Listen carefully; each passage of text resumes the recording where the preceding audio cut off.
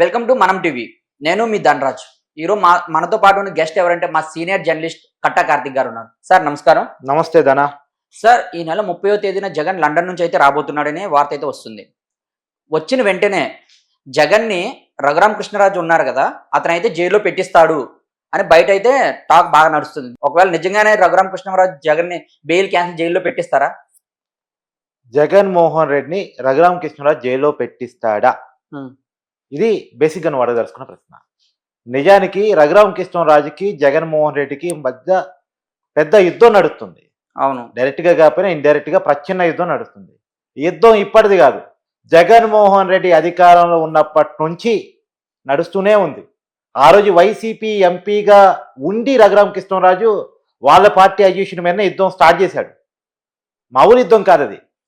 సొంత పార్టీలో ఉండే సొంత అధినాయకుడి మీద యుద్ధం ప్రకటించడం అనేది చిన్న విషయం కాదు. అందులో జగన్మోహన్ రెడ్డి చెప్పు చేతల్లో ఉండాల్సిందే ఆ పార్టీ అనుకునేటువంటి రోజుల్లో, నేను చెప్పు చేతల్లో ఉండే మనిషిని కాదు, నేను ఇండిపెండెంట్గా ఉంటాను, నేను ప్రజల తరఫునే ప్రశ్నిస్తాను, తప్పు నువ్వు చేసినా ప్రశ్నిస్తానని చెప్పి జగన్మోహన్ రెడ్డికి తొడగొట్టినటువంటి వ్యక్తి రఘురామ కృష్ణరాజు. ఆ తొడగొట్టడాలు నచ్చవు కాబట్టి జగన్మోహన్ రెడ్డికి స్టేషన్లో పెట్టి కొట్టించాడు. రఘురామ కృష్ణరాజు చంపించాలని ప్రయత్నం చేశాడు, స్వయంగా కొట్టాలని ప్రయత్నం చేశాడు. అంటే సీఎం స్థాయిలో ఉన్న వ్యక్తి డైరెక్ట్గా కొట్టాలని అనుకోరు జనరల్గా, కానీ రఘురామ కృష్ణరాజుని జగన్మోహన్ రెడ్డి స్వయంగా నేనే కొట్టాలి అనుకున్నాడంట. స్టేషన్కి వెళ్ళి కొడతానంటే సీఎం వచ్చి కొడితే అది వేరే న్యూసెన్స్ అవుతుంది, పబ్లిక్లో ఇబ్బంది అవుతుంది అని చెప్పేసి, మీరొద్దు, మేము కొడతాము, మీకు వీడియో కాల్ చేసి చూపిస్తాం అని పోలీసులు చెప్పి ఆయన్ని శాంతింపజేసి పోలీసులు కొట్టి, అంటే ఎవరినో బయట రౌడీలని స్టేషన్ తీసుకొచ్చి తులసిబాబు లాంటి వాళ్ళని తీసుకొచ్చి ముసుగులేపించి కొట్టించిన దాన్ని వీడియో తీసో లేదా వీడియో కాల్ చేసో జగన్మోహన్ రెడ్డి చూపించారంట. ఇప్పుడు ఆ కేసు నడుస్తుంది. ఆ కేసులో ఇప్పటికే ఎవరైతే ముసుగేసుకొని కొట్టాడో తులసిబాబు జైల్లో ఉన్నాడు. అవును, విజయపాల్ జైల్లో ఉన్నాడు. A1గా ఉన్నటువంటి సునీల్ కుమార్ మీద ఎంక్వైరీ నడుస్తూ ఉంది. అంటే అతను ఐపీఎస్ కాబట్టి అతని సిస్టమ్ ప్రకారం అరెస్ట్ చేయాలి కాబట్టి అతని మీద ఫస్ట్ శాఖాపరమైన చర్యల కోసం సస్పెండ్ చేసి కమిటీ వేసి ముద్దగా ఉన్నారు కదా, A1గా ఉన్నారు, A2గా సీతారామంజనేయులు ఉన్నారు, A3గా జగన్మోహన్ రెడ్డి గారు ఉన్నారు. ఆనాటి ముఖ్యమంత్రి, వైసీపీ అధ్యక్షులు, పులివెందుల ఎమ్మెల్యే, ఆయన A3గా ఉన్నారు. ఇప్పుడు ఆయన రఘురామ గారి కృష్ణరాజు గారి కేసులో మిగతా వాళ్ళు ఎలా విచారణకు వచ్చారో, A1 మీద ఎలా ఎంక్వైరీ పడిందో, A5 A6 ఎలా అరెస్ట్ అయ్యారో, A4 ఎలా A4 అంటే పరారీ ఉంది, ఆమె కూడా అరెస్ట్ అయ్యేది, ప్రభావతి. సో జగన్మోహన్ రెడ్డి గారు కూడా విచారణకు రావాలి, విచారణ ఎదుర్కోవాలి అనేది ఇప్పుడు అందరూ భావిస్తున్న మాట, చట్ట ప్రకారం జరిగే ప్రక్రియ కూడా.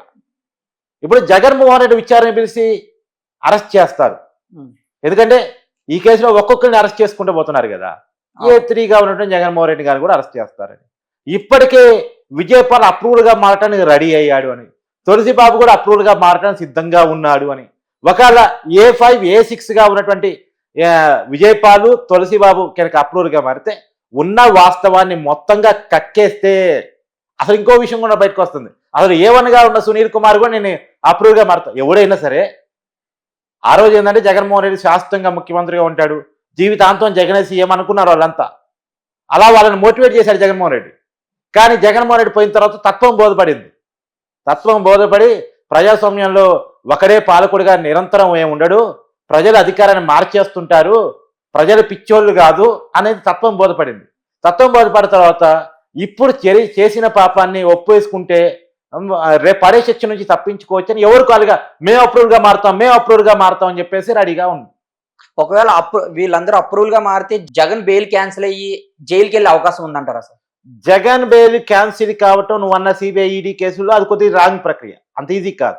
అది పక్కన పెట్టేసి అసలు ఆ బెయిల్తో సంబంధం లేకుండా జగన్ జైల్లో పోతాడు రఘురామ కృష్ణరాజు గారి కేసులో. ఆ బెయిల్ రద్దు చేయాలని రఘురామ కృష్ణరాజు ఒకవైపు సుప్రీంకోర్టులో ఫైట్ చేస్తున్నాడు. ఆ ఫైటింగ్ వదిలేసాయి, అది లాంగ్ రన్ ఫైటింగ్.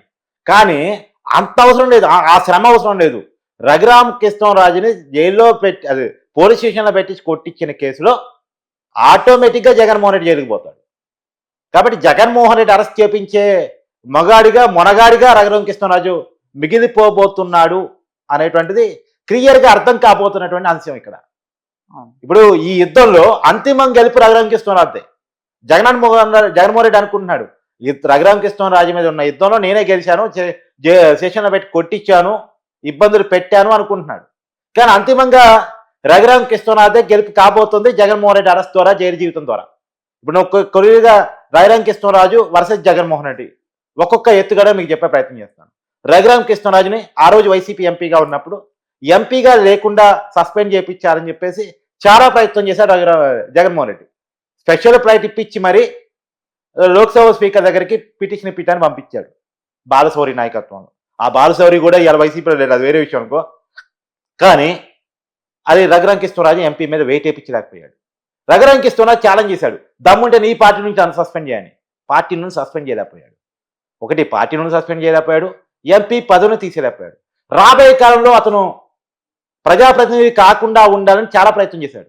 అది బీజేపీ పెద్దల దగ్గర పోయి కూడా దండాలు పెడతా, దస్కాలు పెడతా, మీరు అతను ఎంపీగా నిలబడాలని కోరుకుంటున్నాడు, ఆ MP seat Narasapuram MP seat ఏదో మీరు అడగండి, మీ పార్టీ నుంచి అడగండి, ఆ రఘురామ కృష్ణరాజుకి మాత్రం సీట్ ఇవ్వకండి అని చెప్పి చాలా ప్రయత్నం చేశాడు. సరే ఉన్నట్టే ఆయన అనుకున్నట్టే సీట్ రాలే. సీట్ రాకపోయినా సరే టీడీపీలో ఎమ్మెల్యేగా పోటీ చేశాడు. ఎమ్మెల్యేగా పోటీ చేసిన తర్వాత గెలిచాడు. గెలవకుండా ఉండటం కోసం చాలా డబ్బు ఖర్చు పెట్టాడు. అక్కడ ఇండిపెండెంట్ అభ్యర్థిని కూడా నిలబెట్టించాడు. టీడీపీలో నుంచే ఒక రెబల్ అభ్యర్థిని తీసుకొచ్చి అక్కడ నిలబెట్టించే ప్రయత్నం చేశాడు. చాలా డబ్బు ఖర్చు పెట్టారు రఘురామ కృష్ణరాజు గెలవకుండా చేయడం కోసం. కానీ రఘురామ కృష్ణరాజే గెలిచాడు. రఘురామ కృష్ణరాజు గెలిచి ఇప్పుడు అసెంబ్లీ డిప్యూటీ స్పీకర్గా ఉన్నాడు. ఇవాళ జగన్మోహన్ రెడ్డి అసెంబ్లీకి పోదామన్నా పోలేని పరిస్థితి. పోయి ఎవరికి అధ్యక్ష అనాలి? అయితే అయ్యాని పాత్ర అనాలి, లేదా రఘురామ కృష్ణరాజుని అనాలి. వీరిద్దరికీ జగన్మోహన్ రెడ్డి అంటే నచ్చదు.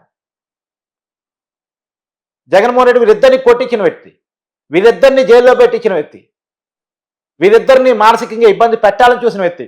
కానీ వాళ్ళ అయ్యర్ పొజిషన్ చేరుకున్నారు, జగన్మోహన్ రెడ్డి అధికారాన్ని కోల్పోయారు. వాళ్ళేమో స్పీకర్ డిప్యూటీ స్పీకర్గా ఆ చైర్లో కూర్చున్నారు. వాళ్ళని ఇబ్బంది పెట్టి వాళ్ళకి రాజకీయ జీవితం లేకుండా చేయాలనుకున్నటువంటి జగన్మోహన్ రెడ్డి ఏమో 11 సీట్లకే పరిమితమై కనీసం ప్రతిపక్ష హోదా కూడా లేకుండా అయిపోయే పరిస్థితిలోకి వెళ్ళిపోయారు. సో కాబట్టి మన సినిమాల్లో ఫస్ట్ విలన్ హీరోని కొట్టగానే బాధపడతాం మనం, అబ్బా కొట్టాడురా అని మామూలుగా హీరో కొట్టు కొట్టు కొట్టు విలన్ కొట్టు అని చెప్పేసి స్లోగన్స్ ఇస్తూ ఉంటారు. చివరికి హీరో కొడతాడు, విలన్ని కొడతాడు, ఆ పాత్ర వేస్తాడు, ఆ రకంగా హీరోనే గెలుస్తాడు. ఇక్కడ కూడా అంతే. రఘురామ కృష్ణరాజుని కొట్టిన తర్వాత ఆంధ్రప్రదేశ్ అభిమానులంతా కూడా, ఆ రఘురామ కృష్ణరాజు అభిమానులంతా కూడా, ఈవెన్ దో జగన్ వ్యతిరేకులంతా కూడా జగన్ కూడా అలాంటి చేయాలి, జగన్ కూడా అలాంటి చేయాలి, జగన్ జైల్లో పెట్టాలి, జగన్ జైల్లో పెట్టాలని చెప్పేసి కేకలు అరుపులు మనకి వినపడుతూనే ఉన్నాయి బయట. ఆ కేకలు అరుపులకి రఘురామ కృష్ణరాజు గారు క్లోజప్ ఇవ్వబోతున్నారు. ఖచ్చితంగా జగన్మోహన్ రెడ్డిని జైల్లో పెట్టించే వాడిగా రఘురామ కృష్ణరాజు నిలవబోతున్నారు అనేది picture clear. Okay sir, thank you very much sir.